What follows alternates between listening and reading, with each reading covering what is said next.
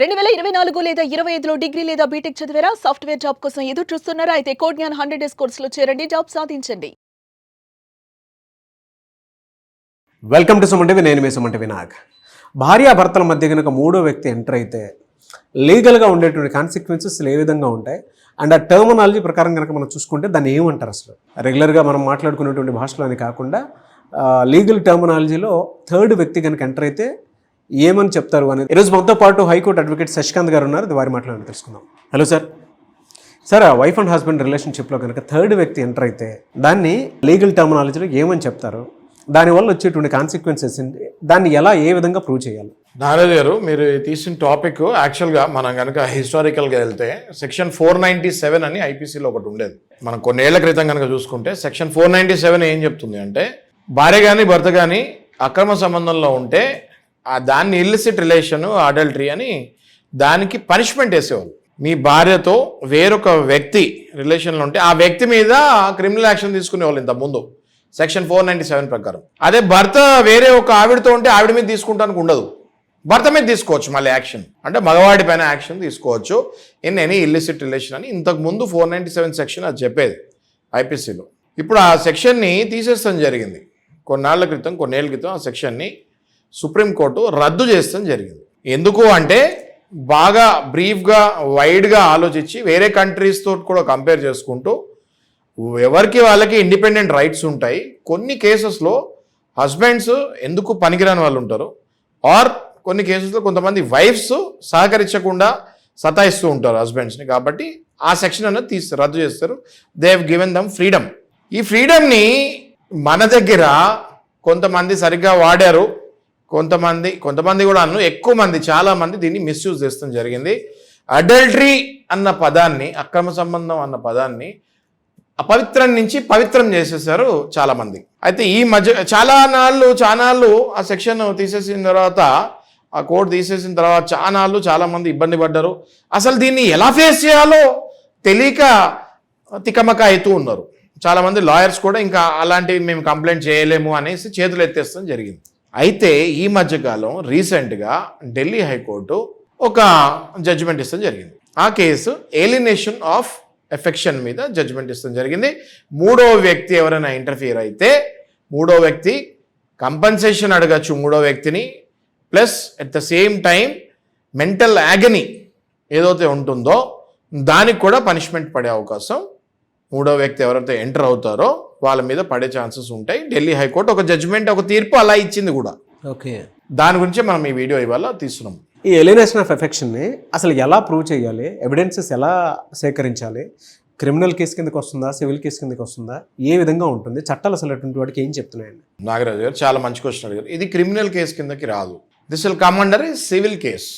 దీన్ని civil case procedure ద్వారానే filing చేయాల్సి వస్తుంది.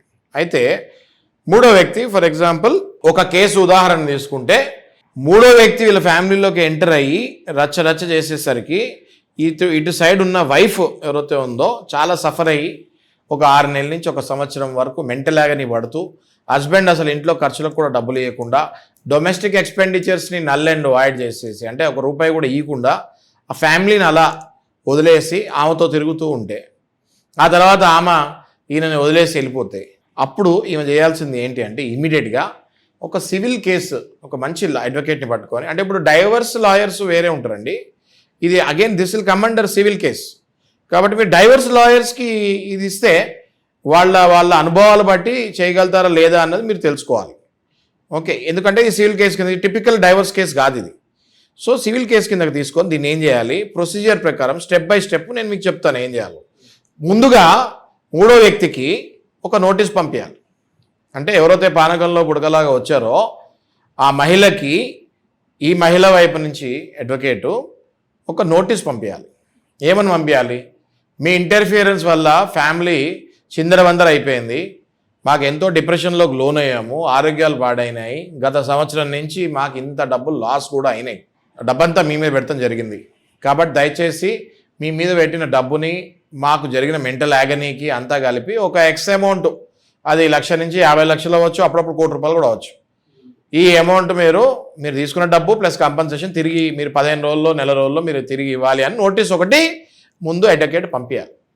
ఆ అడ్వకేట్ పంపించిన తర్వాత 15 రోజులు అయితే 15, 30 రోజులు అయితే 30 రోజుల తర్వాత రిప్లై కనుక రాకపోతే అప్పుడు ఆ నోటీసు ద్వారా ఆ నోటీసు పట్టుకొని సరైన ఎవిడెన్సెస్ తీసుకొని కోర్టులో ఫైల్ చేయాల్సి వస్తుంది. అంటే ఏంటి ఎవిడెన్సెస్ ఏంటి అన్నది ఇప్పుడు మనం క్లుప్తంగా మాట్లాడుకుంటాం. Okay sir. ఓకే. ఇప్పుడు ఎవిడెన్సెస్ ఏంటి? మూడో వ్యక్తి ఇంటర్ఫియర్ అయినప్పుడు మన కంపెన్సేషన్ అసలు ఎందుకు అడుగుతున్నాము? వాట్సాప్లో చాటింగ్ ఉంటాయి. అంటే ఆ మహిళ వీళ్ళ హస్బెండ్ని ఎలా ట్రాప్ చేసింది అన్నది వాట్సాప్లో క్లియర్ కట్గా చాటింగ్ ద్వారా వచ్చేస్తుంది. దాని స్క్రీన్ షాట్స్ మీరు కలెక్ట్ చేయాలి. ఫోన్పేలో కానీ ఆన్లైన్లో కానీ మీ హస్బెండ్ దగ్గర నుంచి ఆ అమ్మాయి అకౌంట్లోకి ఎంత డబ్బులు వెళ్ళాయి, గత 6 నెలలు అయితే 6 నెలలు, సంవత్సరం అయితే సంవత్సరం, లిస్ట్ తీసి ఇంత అమౌంట్ స్క్రీన్ షాట్స్ కూడా ఉండాలి దానికి. అంటే ఒకసారి 4 లక్షలు, ఒకసారి 5 లక్షలు, ఒకసారి 10 లక్షలు, మొత్తం కలిపి ఒక 50 లక్షలు అయింది. 50 లక్షలవి ప్రింట్ తీసి మీరు పిన్ కొట్టుకోవాలి. అదొక ఎవిడెన్స్.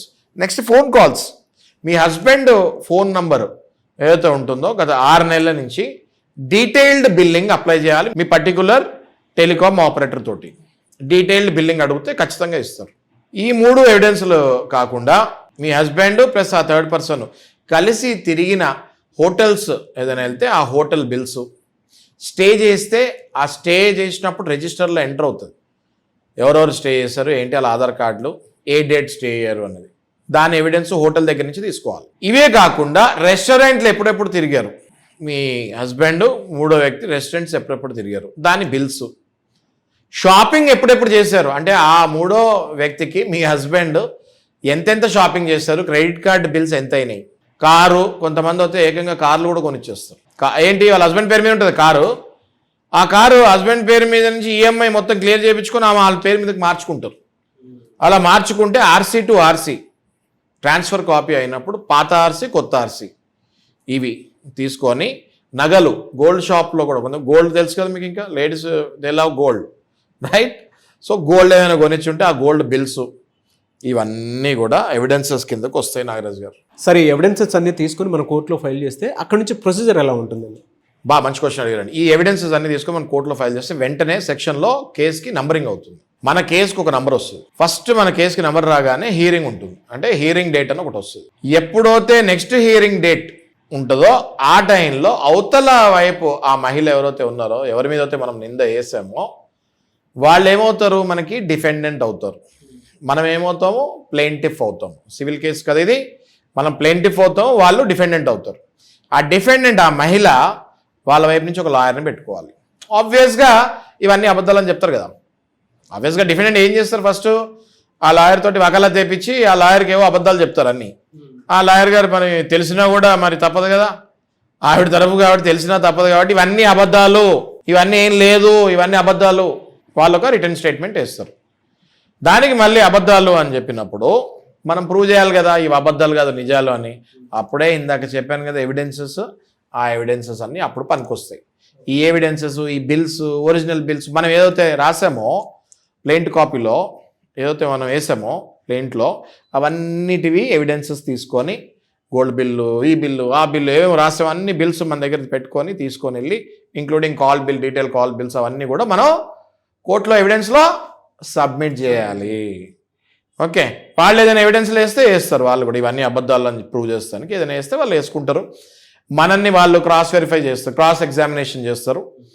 మనం వాళ్ళని క్రాస్ ఎగ్జామినేషన్ చేయాలి. అంటే ప్లెయింటిఫ్ దగ్గర ఉన్న అడ్వకేట్, అంటే మనం ఫర్ ఎగ్జాంపుల్ ప్లెయింటిఫ్ అడ్వకేట్ అనుకోండి, ఆ మహిళకు నేను సపోర్ట్ చేస్తున్నాను అనుకోండి, అవతల ఆ మహిళ తోటి నేను క్రాస్ ఎగ్జామ్ చేయాలి.